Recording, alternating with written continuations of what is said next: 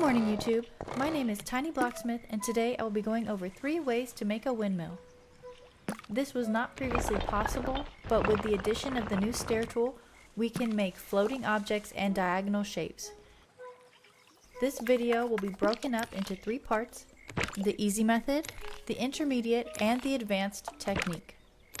This video is going to specifically be about windmill blades. Let's not waste any more time and jump into the easy method. The first thing we will need is the stair tool, so let's grab that and build our stair. Once we have a stair, I'm going to raise it up and then delete the supports. Alright, so we're floating now. Let's grab the paint tool. We want the wooden rail for these stairs. Toggle that on.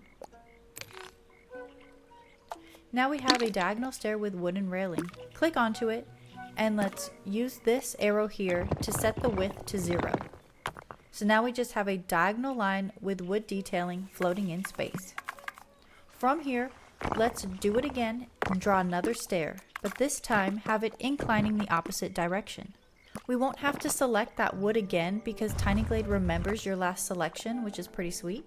Okay, so now we have our 2 blades. All you have to do now is align these up top on your windmill wherever you want them. You just have to have them intersecting in the center here.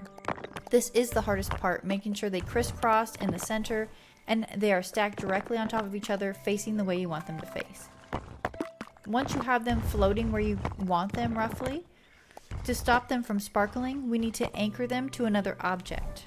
This can be anything, but I like the idea of these being propped up and kind of dangled over the ledge like a real one would be. I'm going to use a mini stair to anchor these to my base. Easy peasy, it was super fast, not the most detailed, but it is quick. I think I spent more time explaining it than it did to create the blades. The intermediate blades are going to be a variation of this easy blade. We're just going to be fancifying the center here. To do that, I'm going to cut out a chunk of each blade in the center and replace it with a new stair diagonal, but instead of the wood rail, choose a stone variation. For this one, I chose no rail. I like that chunky brick. You can also add some detailing in front of it, like having a secondary tiny mini crisscross. I have seen some IRL windmills have this little crisscross detailing in the front, so you could do that. This looks a little better, a little more detail, yet it is still fast. The advanced technique is completely different and it will take you some time, especially if you have OCD like me.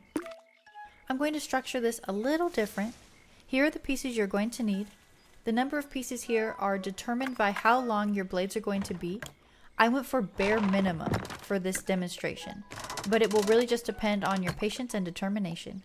I'm going to show you how I made these pieces, and then I'm going to assemble the blades with each piece. I'm not going to show the full build, simply because I fumbled around a lot with that stair tool, and it might be frustrating to watch. The stair tool is finicky. Let's start with the easy pieces first. We need 1 vertical support, so let's grab the stair tool and make a ladder, and then we're going to compress the width to 0. The height of this again will be determined by your blades, but right now this is kind of what I'm going for here, this height. Now let's make 4 ladders about this width right here. Let's make it about this wide, and the height is about right there. I think what we're doing here is they're going to be taking up the top and the bottom of the vertical support, but we are leaving space in the center so that the blades aren't butt up against each other in the middle. I want space. You don't have to have space. You can have them line up directly in the center if you wanted. I just like the way spacing looks. I prefer to have 2 colors, so I'm going to change my colors right now. If you don't like that, 1 color is fine, but I'm changing these. I like the support pieces to be darker wood, and I want the blades to be that lighter brown tone here. Now we need the central support for the horizontal blades. This piece length is going to be determined by how far apart you space your blades from one another. Like this here, see? So we're not focusing on the width right now, we're going to be focusing on the height. We want this to be as close to a plank of wood as we can make it, or shrink it down, however you want to say it. The next pieces are for the blades themselves. As a good point of reference, I make these max width. Okay, so we have 1 center support, 6 planks for the horizontal blades, 4 horizontal blade supports, which are the same as your planks, they're just in the darker tone. So technically 10 total wood planks that are max width. And now we just need to finish out the center of the blades with 4 of these little stair rungs at about this height. Again, these are going to fill in the blades and make them look like horizontal ladders. Like if we were to have taken our ladder and turned it sideways. I only did it this way so that you could see everything first, and then we can assemble it together like IKEA furniture. Felt like for a guide this would be easier to explain broken down like this, instead of making you guys watch a full build. So we're going to assemble it.